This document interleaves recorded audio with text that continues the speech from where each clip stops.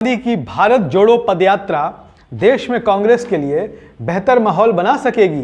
क्या राहुल गांधी की भारत जोड़ो पदयात्रा 2024 में होने वाले लोकसभा चुनाव के लिए कांग्रेस के पक्ष में कैसा माहौल बना पाएगी, देश में कैसा वातावरण होगा, या राहुल गांधी की यात्रा देश की राजनीति पर कितना गहरा छाप छोड़ पाएगी, ये बड़ा सवाल है। आज हम इसका विश्लेषण करेंगे और आपको बताएंगे कि राहुल गांधी की इस भारत जोड़ो पदयात्रा के मायने क्या है।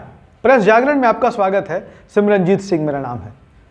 पूरे देश भर में यह चर्चा का विषय है कि कांग्रेस के पूर्व अध्यक्ष राहुल गांधी अपनी भारत जोड़ो पद यात्रा पर निकल रहे हैं। लगभग 150 दिनों तक चलने वाली इस पदयात्रा का नेतृत्व खुद राहुल गांधी करेंगे।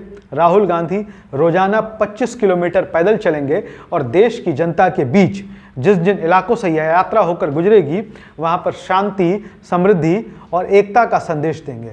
राहुल गांधी जिस तरीके से देश में महंगाई, बेरोजगारी जैसे मुद्दे सामने आए हैं उन पर भी बात करेंगे और लोगों के बीच एक तरीके से जन समर्थन जुटाने की कोशिश करेंगे, जिस तरीके से इस देश में हाल के दिनों में महंगाई और बेरोजगारी में इजाफा हुआ है। हम आपको बता दें कि राहुल गांधी की इस पदयात्रा को नाम दिया गया है मिले कदम जुड़े वतन, और इसके साथ ही एक गीत भी लॉन्च किया गया है, एक तेरा कदम एक मेरा कदम मिल जाए तो जुड़ जाए अपना वतन। लेकिन सवाल है कि कांग्रेस की इतनी बड़ी तैयारी है, 3570 किलोमीटर की यात्रा है, 12 राज्यों से होकर यह यात्रा गुजरेगी। पब्लिक पर, आम जनता पर, आम जनमानस पर इसका क्या असर पड़ने वाला है।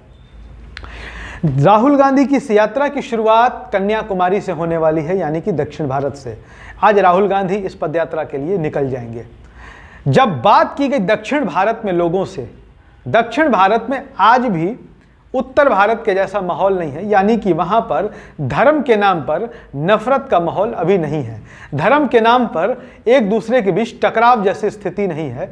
ऐसे में दक्षिण भारत की राजनीति को समझने वाले राजनीतिक विश्लेषकों और समीक्षकों का कहना है कि राहुल गांधी के लिए यह बेहतर मौका है जब वो दक्षिण भारत में कांग्रेस को बहुत मजबूती के साथ स्थापित कर सकते हैं। हालांकि भारतीय जनता पार्टी दक्षिण भारत के राज्यों में भी हिंदू मुसलमान की हवा देने की कोशिशों में लगी हुई है, और इस बीच राहुल गांधी एकता के संदेश को लेकर भारत जोड़ो पदयात्रा पर निकल रहे हैं। अब सवाल जो है कि क्या राहुल गांधी के कहने से लोगों के बीच में जो परस्पर आपस में दूरियां धर्म के नाम पर, जाति के नाम पर बढ़ती जा रही हैं, क्या वो मिटेंगी।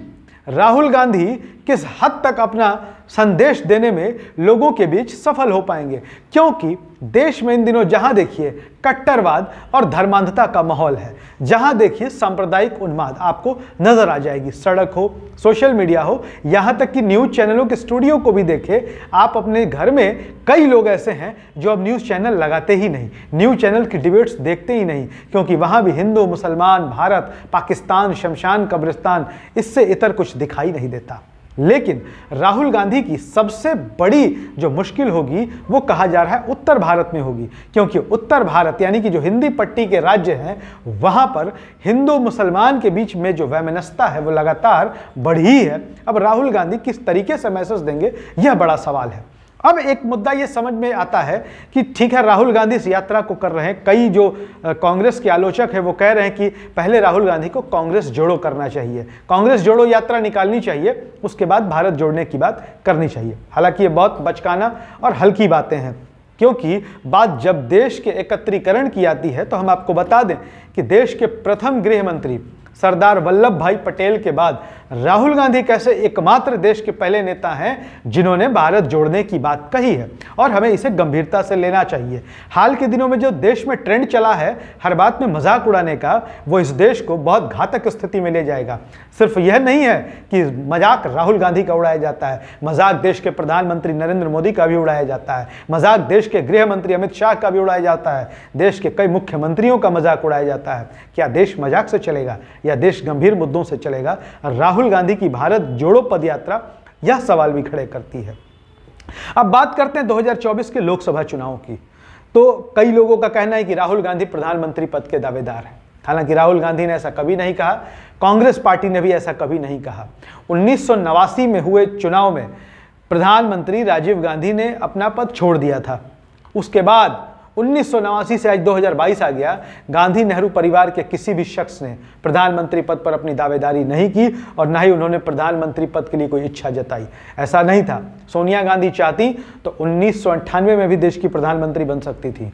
2004 और 2009 में उनके पास भी मौका था, यानी कि सोनिया गांधी के पास भी मौका था और राहुल गांधी के पास भी मौका था। वो चाहते तो देश के प्रधानमंत्री बन सकते थे, लेकिन उन्होंने इससे इनकार किया और सोनिया गांधी लगातार सत्ता को जहर बताती रही। जाहिर तौर पर अब जो राहुल गांधी की यह पद यात्रा है, उससे यह एक बड़ा सवाल, एक मैसेज देने की कोशिश हो रही है कि हम इस देश को एक रखना चाहते हैं। लेकिन सवाल है कि 2024 के लोकसभा चुनाव में इसका क्या असर पड़ेगा। हम आपको बताएं कि 2009 के बाद से ही देश में कैसा माहौल बनने लगा था कि जो सिविल सोसाइटी थी वो कांग्रेस और कांग्रेस की सरकारों के खिलाफ तलवार लेकर खड़ी हो गई थी एक तरीके से।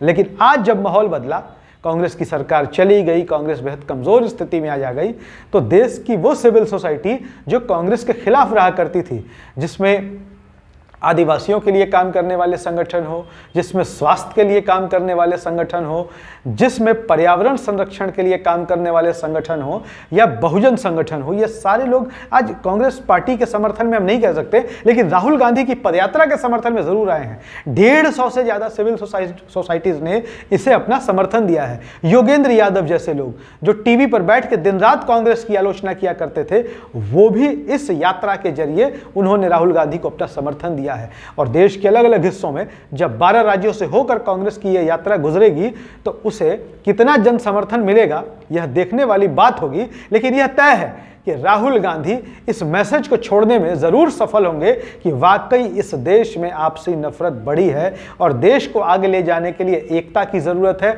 भाईचारे की जरूरत है और परस्पर प्रेम सौहार्द की जरूरत है। राहुल गांधी इस संदेश को लेकर निकल रहे हैं। आज से उनकी यात्रा शुरू हो रही है। हम उनकी इस यात्रा पर पूरी नजर रखेंगे और उनसे जुड़े तमाम अपडेट्स आपको देते रहेंगे। अगर आपको हमारे ये वीडियो पसंद आया हो तो ज़रूर शेयर करिएगा। हमारे YouTube चैनल प्रेस जागरण को सब्सक्राइब करिएगा। धन्यवाद।